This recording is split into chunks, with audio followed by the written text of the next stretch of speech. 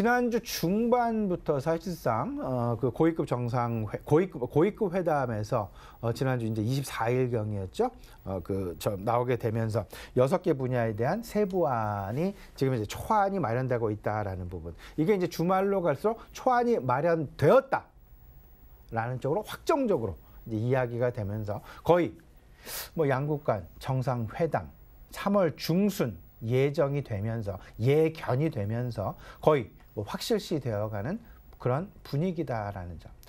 여기에 상당 부분 역할을 하는 점은요. 일단 중국이 상당 부분 양보를 한 것은 아닌가라는 생각을 좀 가져보게 됩니다. 중국 대미무역 흑자에 대한 감축 노력을 하는 그런 부분. 여기에 더 나아가서는 미국산 10개 품목에 대한 수입을 확대한다. 특히나 1.2조 달러에 달하는 미국산 제품에 대한 수입을 약속했다라는 점.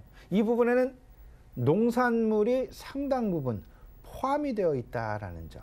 그리고 여기에 에너지와 반도체도 포함이 되어 있다라는 점. 더 나아가서 항상 문제가 되었던 점이 있었습니다. 계속해서 합의에 도달하지 못했었던 가장 중요한 부분은 소위 말하는 이행보장안이 마련이 될 것이냐 안 될 것이냐. 이행보장안을 놓고 사실상 양국 간에 서로 간에 이견이 상당 부분 존재했었다라는 부분. 하지만 미국 측 발표에 의하면 미국 쪽에서 중국에 대한 이행보장안이 이미 마련되었다라는 부분. 그 이야기는 거의 이제 그 합의안이 끝났다라는 쪽으로 지금 가닥이 잡혀지고 있다라는 부분. 그렇기 때문에 아마도 이번 주 내내 시장 내에는요.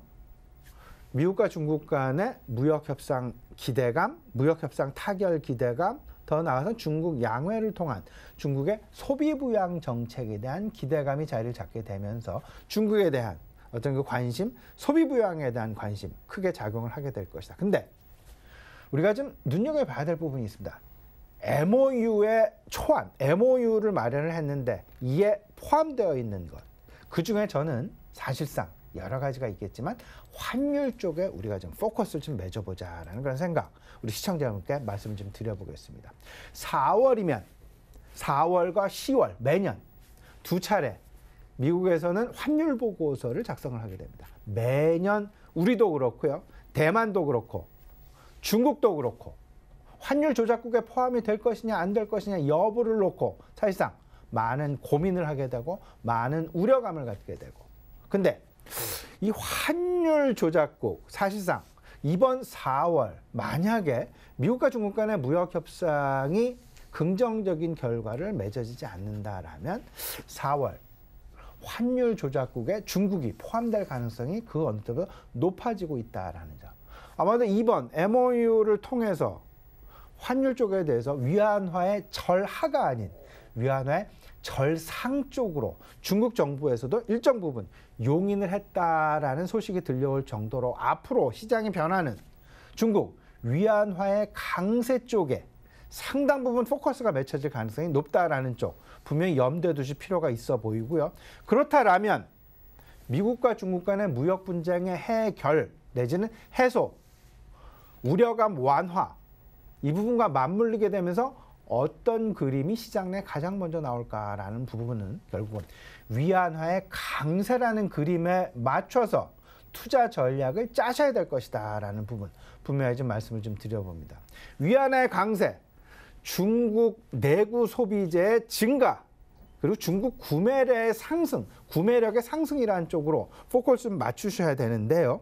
그 부분은 결국은 중국 소비주, 중국 내 수출하고 있는 엔터 관련주, 그리고 여행 관련주에 대한 관심.